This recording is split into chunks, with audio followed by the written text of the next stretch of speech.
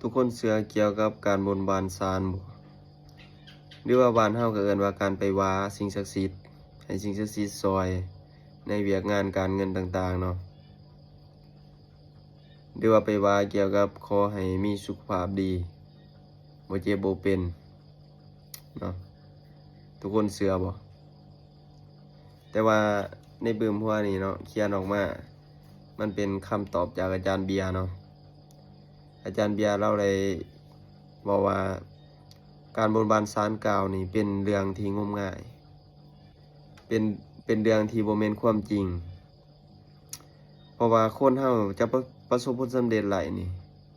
มันก็ต้องได้ลงมือทำโดยตัวของเฮาเองเนาะบ่แม่นว่าไป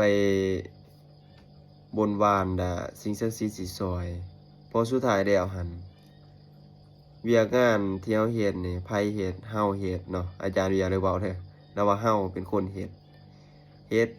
เมื่อยอยู่บ่ได้หลับได้นอนเฮ็ดจนหากสิออกเป็นเลือด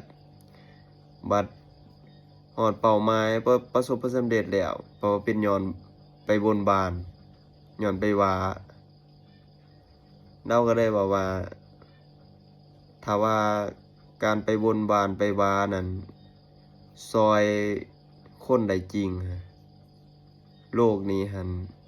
คือสิบ่มีไผถูกข์บ่มีไผเจ็บบ่มีไผป่วยอันนี้ก็เป็นคำเว้าจากอาจารย์เบียร์เนาะที่ว่าคนเฮามันก็ความคิดมันก็มีสองแบบเนาะคือหนึ่งเชื่อกับบ่เชื่อ